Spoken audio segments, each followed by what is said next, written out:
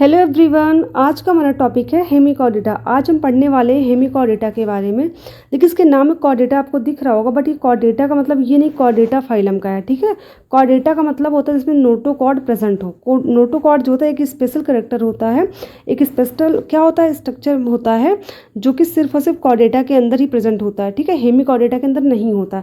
Hemy का मतलब होता है हाफ, यानी कि आधा। ठीक है, अब इसको हाफ कॉर्डेटा इसलिए कहा गया था, पहले देखो क्या कहा गया था, इसको हाफ कॉर्डेटा यानी कॉर्डेटा और नॉन कॉर्डेटा की कनेक्टिंग लिंक माना जाता था। ठीक है, बट जब ये कंफर्म हो गया कि इसमें नोटोकॉर्ड एब्सेंट होता तो इसको किसमें रखा गया है, नॉन कॉर्डेटा। मतलब याद रखिएगा, एनसीईआरटी में चीज़ साफ साफ मेंशन है कि जो हेमी कॉर्डेटा होता है वो नॉन कॉर्डेट है। ठीक है, कैसा होता है, नॉन कॉर्डेट होता है। क्यों नॉन कॉर्डेट होता है, क्योंकि इसमें नोटोकॉर्ड एब्सेंट होता है। ठीक है, तो सबसे पहले हम बात करेंगे हैबिट और हैबिटेट की। तो इनका हैबिटेट मतलब यानी कि आवास स्थान क्या होता है, ये कहाँ पर रहते हैं, तो ये सबके सब मरीन होते हैं, यानी कि सबके सब कहाँ होते हैं, सॉल्टी वाटर में, यानी कि सॉल्ट मतलब हो गया नमकीन पानी में, यानी कि समुद्र में पाए जाते हैं सबके सब। ठीक है, लेवल ऑफ ऑर्गेनाइजेशन कैसा होता है, तो इनका ऑर्गन सिस्टम होता है, यानी कि इनकी बॉडी का जो ऑर्गेनाइजेशन होता है, संगठन होता है, वो ऑर्गन सिस्टम के द्वारा होता है। यानी कि इसमें क्या होते हैं, अधिकतर ऑर्गन सिस्टम प्रेजेंट होते हैं। अब बात करेंगे जर्म लेयर की, तो इनमें ट्रिप्लोब्लास्टिक होता है, यानी कि इनमें तीनों जर्म लेयर पाई जाती हैं। एक्टोडर्म भी होती है, एंडोडर्म भी होती है और मेसोडर्म भी पाई जाती है। ठीक है, और सिलोम की बात करें तो इनमें सिलोम भी प्रेजेंट होता है। सिलोम प्रेजेंट होने की वजह से कैसे होते हैं, ये ट्रू सिलोम होते हैं, यानी कि यू सिलोमेट होते हैं। ठीक है, बॉडी प्लान क्या हो जाएगा, बॉडी प्लान होता है ट्यूब विद इन ट्यूब, यानी कि इनमें जो होता है, जो माउथ होता है और एनस होता है, ठीक है, इन दोनों के लिए अलग अलग सेपरेट जो होता है पोर वो पाया जाता है। ठीक है, इसलिए इनके बॉडी प्लान कैसा हो गया, ट्यूब विद इन ट्यूब होता है। और बात करें सिमेट्री की, तो सिमेट्री कैसी होती है, बाईलेटरल सिमेट्री होती है। देखो बाईलेटरल कैसे, मैं डायग्राम से समझाती हूँ। ये बेलेनोग्लॉसस का स्ट्रक्चर है जो कि हेमिकॉर्डेटा का एग्जांपल है। अगर इसका बायलैटरली की बात हम करें तो इनका स्ट्रक्चर आपको साफ साफ दिख रहा होगा। ठीक है, अगर इसको हम लैटरली काटें, लैटरली का मतलब होता है ऐसे सीधा काटना, इसको बोलते हैं लैटरल, और इसको वर्टिकल भी कहा जाता है। ठीक, कैसे होता है, लैटरल, ऐसे लिखते हैं इसको लैटरल, और इसको क्या बोलते हैं, वर्टिकल भी बोलते हैं। तो जब भी वर्टिकल सेक्शन की बात करें या लैटरल की बात करें तो समझिए इसको खड़ा खड़ा यानी सीधा सीधा काटा जा रहा है। ठीक है, तो जब इसको सीधा काटा जाएगा, बॉडी की जब सीधी होगी तो पूरी कैसे ऐसे तो कटेगी, जाहिर सी बात है।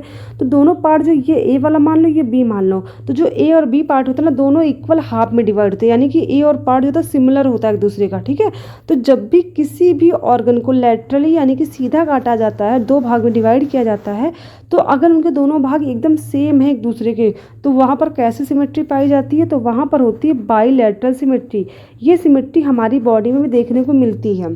ठीक है, ये चीज़ ध्यान रखिएगा, हमारे अंदर भी क्या होता है, बाईलैटरल सिमेट्री होता है। अगर हमारी बॉडी को 20 से कट किया जाए तो हमारी बॉडी भी क्या होगी, दो इक्वल हाफ में डिवाइड हो जाएगी। लेकिन अगर हमारी बॉडी को ऐसे हॉरिजॉन्टली काटा जाए तो हमारी बॉडी दो इक्वल हाफ में नहीं डिवाइड होती। बट हाँ, एक चीज़ ध्यान रखिएगा, एक्सेप्शन भी होते हैं। हमारे सपोज किसी के एक हाथ नहीं है, उसको दो हाफ में अगर डिवाइड करेगा तो जाहिर सी बात है एक ऑर्गन तो एक तरफ कम ही रहेगा। ठीक है, वो एक्सेप्शन की बात होती है, बट मोस्टली जो देखा जाता है वो क्या होता है, बायलैटरली सिमेट्रिकल ही होते हैं। ठीक है, तो चलिए आ जाते हैं थ्योरी पर। तो जो इनका मतलब हमने देखा, सिमेट्री समझ में आ गई, बायलैटरल होती है, सेगमेंटेशन इनमें एब्सेंट होता है, नोटोकॉर्ड भी एब्सेंट होता है। अब देखिए सेगमेंटेशन की मैं बात करी तो एक बार बता दी हूँ आपको, अभी तक हम लोगों ने दो फाइलम में पढ़ा है सेगमेंटेशन, एक तो एनिडा था और दूसरा भी ऐसे ही था जिसका नाम था आर्थ्रोपोडा। ठीक है, तो हमने दो फाइलम में पढ़ रखा है अभी तक का सेगमेंटेशन, वो एनिडा में और आर्थ्रोपोडा में, और तीसरा हम पढ़ेंगे कहाँ पर, तीसरा पढ़ेंगे कॉर्डेटा के अंदर। तो याद रखिएगा सेगमेंटेशन तीन जगह आपको देखने को मिलेगा, एनिडा, ऑर्थोपोडा और कहाँ पर, कॉर्डेटा के अंदर। ठीक है, और नोटोकॉर्ड तो कहीं भी नहीं है एक्सेप्ट कॉर्डेटा के, सिर्फ और सिर्फ कॉर्डेटा के अंदर ही नोटोकॉर्ड प्रेजेंट होता है। ठीक है, ये टॉपिक मैं आपको कॉर्डेटा जब पढ़ाऊंगी तो अच्छे से बताऊंगी नोटोकॉर्ड क्या होता है। अब इसके फिजियोलॉजी की बात करें, सबसे पहले हम बात करेंगे डाइजेशन के बारे में कि इनमें डाइजेशन कैसा होता है। तो डाइजेस्टिव सिस्टम क्या होता है, इनमें कंप्लीट होता है। डाइजेस्टिव सिस्टम कंप्लीट का मतलब होता है इनमें माउथ भी होता है, बकल कैविटी भी होती है, फेरिंग्स भी होता है, स्टमक भी होता है, इंटेस्टाइन, सब कुछ पाया जाए, जितने ऑर्गन मिलके डाइजेस्टिव सिस्टम बनाते हैं वो सब कुछ इसमें प्रेजेंट होता है। ठीक है, तो इनमें कैसा हो जाएगा, एक्स्ट्रा सेलर यानी कि सेल के बाहर डाइजेशन होता है। ठीक है, सेल के अंदर नहीं होता है। जैसे हम लोग खाना खाते हैं, तुम्हारा डाइजेशन कहाँ पर होता है, स्टमक के अंदर होता है, इंटेस्टाइन के अंदर होता है। तो स्टमक इंटेस्टाइन क्या एक कैविटी है जो कि कोशिका यानी सेल के बाहर होता है। ठीक है, तो हमारा डाइजेशन भी कैसा होता है, एक्स्ट्रा सेलर होता है, यानी कि एक्स्ट्रा मतलब होता है बाहर और सेलर मतलब होता है सेल, यानी कि सेल के बाहर होता है। ठीक है, और अगर रेस्पिरेशन की बात करें तो कैसे होगा, गिल्स के द्वारा होगा। अब देखिए गिल्स के द्वारा क्यों कहा गया है, क्योंकि ये सबके सब तो मरीन होते हैं यानी पानी में पाए जाते हैं। तो पानी में लंग्स या फेफड़ा यानी कि जो ट्रैकिया होता है उसकी सहायता से तो ये सांस ले नहीं सकते, ठीक है, क्योंकि वहाँ पर अगर लेंगे तो पानी चला जाएगा, तो वहाँ पर गैसेस एक्सचेंज हो ही नहीं पाएगा बॉडी के अंदर, ठीक है। तो इस वजह से क्या होता है, इनमें रेस्पिरेशन जो होता है वो लंग्स के माध्यम से नहीं होगा, बल्कि किससे होगा, गिल्स से होगा, जिसको गलफड़ा भी कहते हैं, ठीक है। तो एक चीज़ ध्यान रखिएगा, अगर एनिमल पानी में रह रहा है, ठीक है, तो वो कभी भी लंग्स के द्वारा या फिर फेफड़े के द्वारा या फिर ट्रैकिया के द्वारा रेस्पिरेशन जो होगा नहीं करेगा। कैसे करता है, वो गिल्स के द्वारा करता है, ठीक है। फिर बात करेंगे सर्कुलेटरी सिस्टम की, तो इनमें जो ब्लड सर्कुलेटरी सिस्टम होता है वो ओपन टाइप का होता है, यानी कि इनमें कोई भी आर्टरीज वेन नहीं होती, बॉडी की जो कैविटी होती है ना वहीं पर पूरा ब्लड क्या होता है, फैला होता है, ठीक है। तो इनमें ओपन टाइप का सर्कुलेटरी सिस्टम देखने को मिलता है। ब्लड कैसा होता है, कलरलेस होता है, ठीक है। अब बात करेंगे एक्सक्रीशन की, तो एक्सक्रीशन के लिए एक स्पेशल ऑर्गन होता है इसमें, प्रोबोसिस ग्लैंड, ठीक है। याद रखिएगा, अभी तक जितने भी फाइलम हमने पढ़े हैं हर एक फाइलम में हमने एक स्पेशल ग्लैंड पढ़ा है, एक स्पेशल ऑर्गन पढ़ा है जो कि एक्सक्रीशन के लिए हेल्पफुल होता है। यहाँ पर भी हमने पढ़ा प्रोबोसिस ग्लैंड, ठीक है, जो कि इसके बॉडी में क्या होता है, सबसे ऊपर साइड में एंटीरियर पार्ट में प्रेजेंट होता है, ठीक है। अब बात करेंगे नर्वस सिस्टम की, तो नर्वस सिस्टम में क्या होता है, दो नर्व कॉर्ड पाई जाती हैं। एक नर्व कॉर्ड जो होती है वो डॉर्सल सरफेस पे होती है, दूसरी कहाँ होती है, वेंट्रल, यानी कि एक ऊपरी सतह पर होती है, ऊपर सरफेस पे, ऊपरी बॉडी में, और एक जो होती है निचली बॉडी की तरफ पाई जाती है, ठीक है। और बात करें रिप्रोडक्शन की, तो इनका रिप्रोडक्शन कैसा होता है, तो सेक्सुअल रिप्रोडक्शन ये करते हैं, और ये कैसे होते हैं, यूनिसेक्सुअल होते हैं, यानी कि इनके सेक्सेस कैसे होते हैं, सेपरेट होते हैं, यानी कि मेल फीमेल क्या होते हैं, अलग अलग होते हैं, ठीक है। तो ये कैसे हो जाएंगे, अलग अलग होने का मतलब डायोसियस होते हैं, ठीक है। और फर्टिलाइजेशन की बात करें, तो फर्टिलाइजेशन जो होता है इनके अंदर, इनकी बॉडी के बाहर होता है, वो भी कहाँ, पानी के अंदर देखने को मिलता है, ठीक है। तो कैसा हो जाएगा फर्टिलाइजेशन, एक्सटर्नल, क्योंकि बॉडी के बाहर हो रहा पानी के अंदर, तो कैसा होगा, एक्सटर्नल टाइप का फर्टिलाइजेशन होता है। फिर क्या होगा, फर्टिलाइजेशन के बाद क्या बनेगा, इसमें लार्वा जो बनता है, लार्वल स्टेज आती है। लार्वा जो होता है वो होता है टॉर्नेरिया लार्वा। इस वजह से इसमें डेवलपमेंट जो होता है वो कैसा होता है, इनडायरेक्ट होता है, क्योंकि एग के बाद सीधे एडल्ट ना बनकर इसमें क्या बनता है, लार्वल स्टेज देखने को मिलती है। तो जहाँ पर भी लार्वा प्रेजेंट होगा वहाँ पर डेवलपमेंट कैसा होगा, इनडायरेक्ट टाइप का होगा, ठीक है। तो इसमें डेवलपमेंट कैसा होता है, इनडायरेक्ट, क्योंकि एग के बाद सीधे एडल्ट नहीं बनता, बल्कि क्या बन जाता है, लार्वा बनता है, लार्वा बनने के बाद एडल्ट बनता है, ठीक है। तो इसलिए इसमें डेवलपमेंट कैसा हो जाएगा, इनडायरेक्ट टाइप का डेवलपमेंट होगा। अब अगर बात करें इसके एग्जाम्पल की, तो एग्जाम्पल क्या हो जाएगा, पहला है बेलेनोग्लॉसस, दूसरा है सैकोग्लॉस, ठीक है।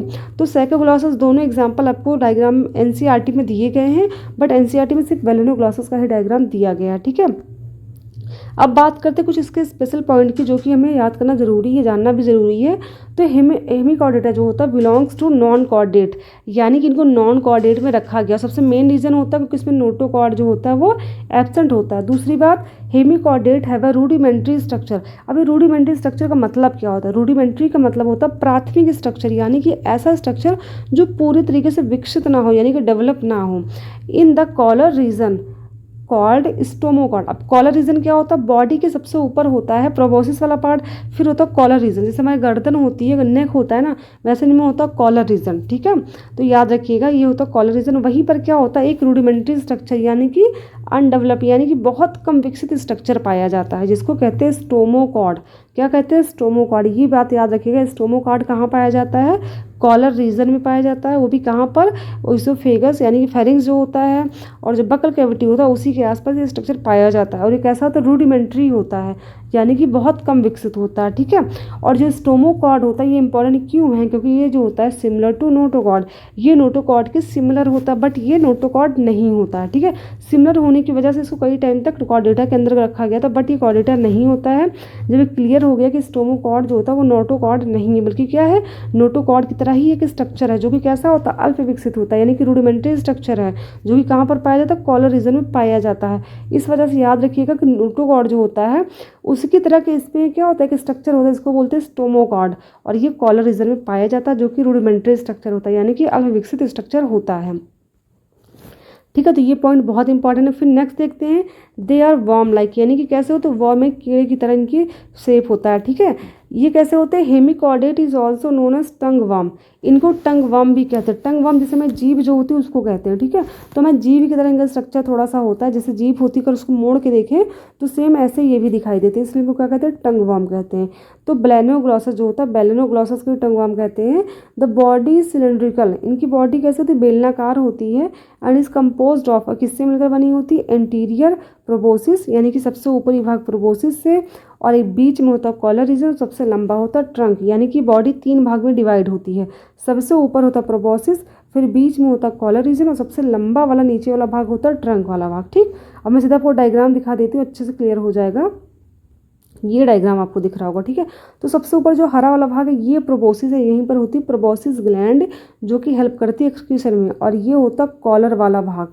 ठीक है, जहाँ पर क्या होता है स्टोमोकॉर्ड पाया जाता है जो कि नोटोकॉर्ड की तरह होता है, सिमिलर होता है। ठीक है, और सबसे बड़ा यहाँ से यहाँ तक का रीजन जो वो ट्रंक वाला भाग है। ठीक है, इसी ट्रंक भाग में सारे आपको स्पेशल डाइजेस्टिव सिस्टम, सारे सिस्टम जितने भी गिल पोर है, ब्रैंकियल सिस्टम आपको रीजन दिख रहा होगा, हिपैटिक रीजन, हिपैटिक सी का मतलब सारे सिस्टम यानी कि सारे ऑर्गन आपको यहीं प्रेजेंट मिलेंगे। ठीक है, तो ये तो हमने एग्जाम्पल की बात कर ली, डायग्राम भी हमने देख लिया, थ्योरी भी देख ली।